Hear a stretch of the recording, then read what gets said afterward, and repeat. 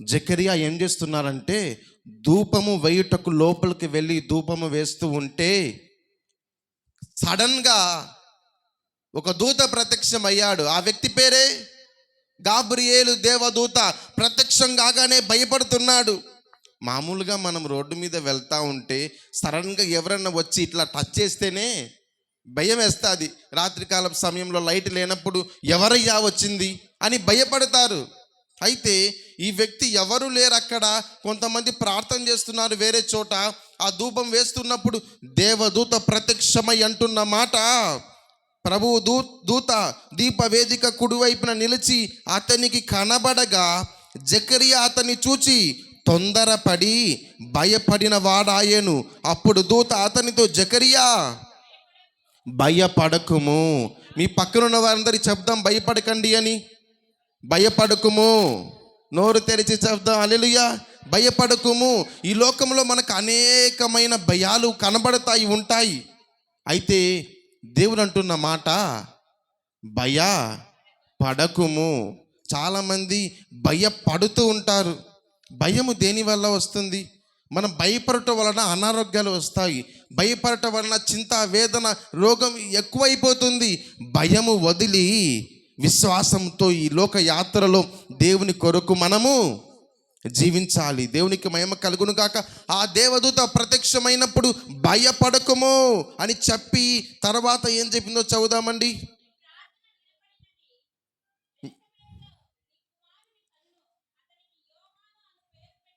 ఆమేన్. ఏమి వినపడిందంట? నీ ప్రార్థన వినపడినది. అయితే సమయం తక్కువ ఉన్నది గనుక నేను త్వరగా ముగిస్తాను.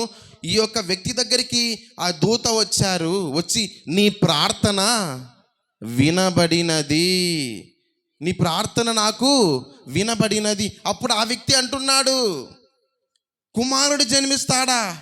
నేను వృద్ధున్నైపోయాను, నాకు కుమారుని జన్మించుట అసాధ్యము.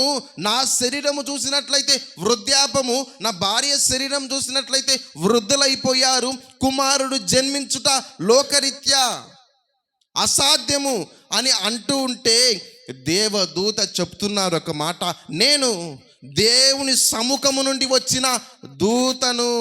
నేను అనగా దేవుని దగ్గర నుండి వచ్చాను. దేవుడు చెప్పగా విని వచ్చాను. దేవుని మాటను విని నీ దగ్గరికి వచ్చి చెప్తున్నాను, నీకు త్వరలో కుమారుడు జన్మిస్తాడు, అతని పేరు యోహాను అని చెప్పగానే ఈ వ్యక్తి నమ్మడంలే.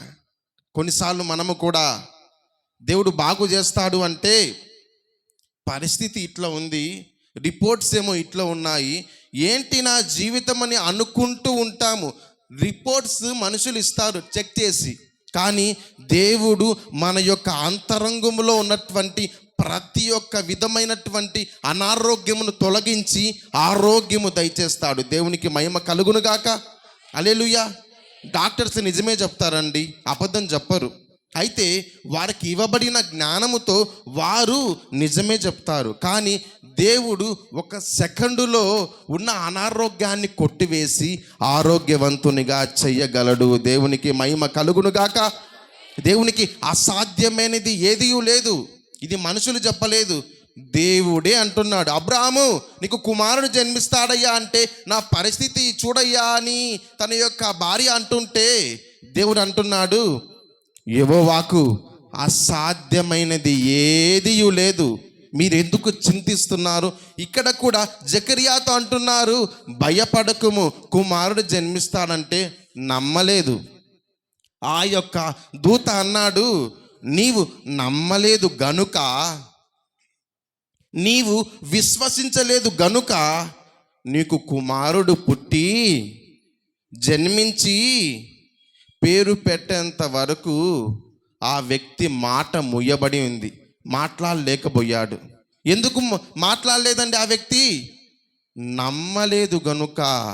మన జీవితంలో మనము నమ్మకముగా జీవించినట్లయితే దేవుడు చెయ్యగలడా అంటే దేవుని శక్తిని తక్కువగా చేసి మాట్లాడుతున్నట్టు దేవుడు చెయ్యగలడు, సమస్తం జరిగించగలడు.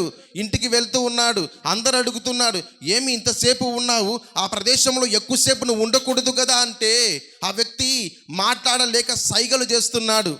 సైగలు చేస్తా అంటే ఏం అర్థం కాలేదు. ఏం అర్థం కాని పరిస్థితిలో ఉన్నారు. సరే ఇంటికి వెళ్ళాడు. తన భార్యతో సైగలు చేసి ఏదో ఒక విధంగా రాసి చూపించి చెప్పాడు, ఒక కుమారుడు పుడతారంట అని. దినములు గడిచాయి. దినములు గడిచిన తరువాత ఎలిజబెత్ గారు గర్భం ధరించారు, కుమారుడు పుట్టారు, యోహాను గారు జన్మించారు. యోహాను జన్మించగానే 8వ రోజు ఆ వ్యక్తి జరగవలసిన కార్యక్రమం జరిగించి అక్కడ బంధువులందరూ వచ్చారు. ఆ చిన్న బిడ్డను పట్టుకొని, బాగున్నాడు పిల్లోడు, ఏ పేరు పెడదామని మనం అనుకుంటూ ఉంటాం తల్లిదండ్రులు. అచ్చం నా పోలికే, మా నా పేరుతో వచ్చే పదంతో పేరు పెడదాం అనుకుంటారు. సరే ఆ బిడ్డను పట్టుకొని చాలా ముద్దొస్తున్నారని ముద్దాడారు, బాగా ఆడిపించారు, ఆడుకున్నారు. ఈ యొక్క కుమారుడి యొక్క నాన్న పేరు ఏం పేరండి? జకరియా. గనుక ఇతని పేరు జకరియా పెడుదామనేటువంటి అంటూ ఉంటే మాట పడిపోయిన వ్యక్తి నోటి నుండి మాట వచ్చి జకరియా కాదు, వాగ్దానము చెయ్యబడినటువంటి పేరు యోహాను.